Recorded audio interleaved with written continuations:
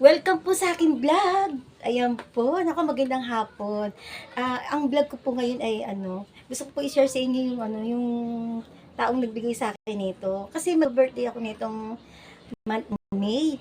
Pero sisigin mo na kung kailan, kung ang pecha. Ayan na, sa akin na, Tracy, in advance ko na yung regalo ko sa'yo. Sabi ko, naku, natutuwa naman ako. At saka, ba nakakataba ng puso na, hindi pa birthday, tapos, yung na-advance na yung nabibigay na agad, ayan, ito bigay niya sa akin, pera to pera, tapos ito, nakalagay dito, happy birthday, Ate Presi, ayan, tapos cake, ayan, kagabi hindi ko na ito sabi ko sa ko, anak, tikpang ko na nga, pero i-vlog ko dapat ngayon, sabi ko, ngayon ko pa dapat ito i-vlog, pero, sabi ko, tikman ko na nga, ayan, buksan ko na nga dito. Natutuwa ako eh. Napicture ako na ito kagabi pa. Ayan. May nakalagay dito happy birthday just for you. Nakalagay happy birthday just for you. Ay no. Ito yung binabasa ko kagabi. Sabi ko, gusto ko na siya tikman. Ay, nakakatuwa nun. Ang sarap nito. Yung ito maputing-puting ito masarap. Kain tayo. Ayan. Sana no. Dalawa yung nagbigay sa akin ito. And dito pa isa.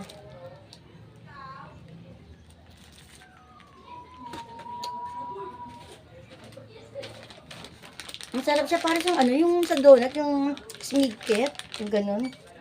Yung flavor ng smidget yun, yung barbarian, yan. Yung lasa niya ganyan, parang barbarian. Smidget, sa may donut. Tapos, ito din binigay din sa akin ito na ate ko naman. Sabi ate ko, na nga, ay pusod mo. Bigay niya sa akin, ayan. Ang lamok. Natutuwa naman ako. Sabi ko, ate, thank you. Yan.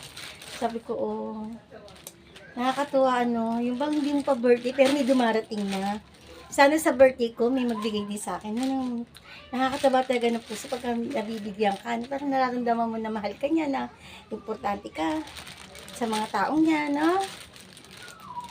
Alam niyo ba, sa totoo lang, kasi hindi ako madamot. Yung taong nabibigyan ko, hindi po ako binibigyan. Hindi ako nakaka-receive ng gift mula sa kanila, sa kanya, sa ganyan, hindi. Ang nagbibigay sa akin, ibang tao, katulad niyan, Hindi, itong mga taong nagbigay sa akin, hindi ko rin gano'n niya nabibigyan, pero nakakatanggap ako sa kanila.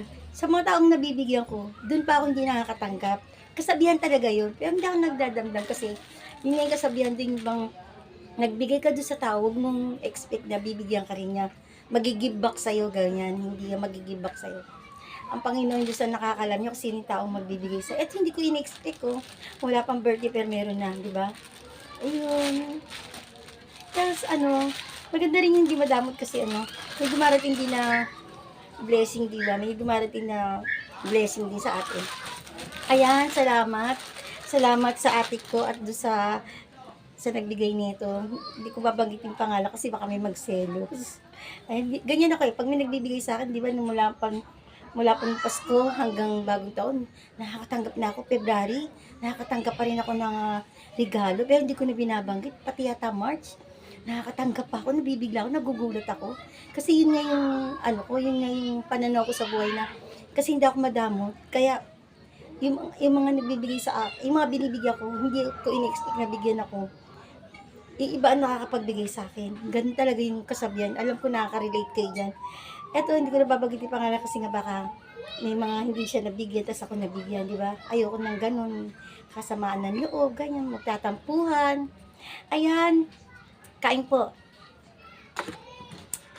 Eto parang gusto ko namang buksan, para sa inyo. Parang hindi ko na nga dapat buksan, pero buksan ko na nga yan, Happy birthday. Happy birthday, Ate Presi. Tiyak ko talaga pangalan. Para hindi maano. Alam ko na ito kagabi pa. Kala ko nga 2,000. Nagugulat ako kung 2,000. Ayan. Thank you. God bless you. Ayan. Be happy po and be kind. God bless everyone po.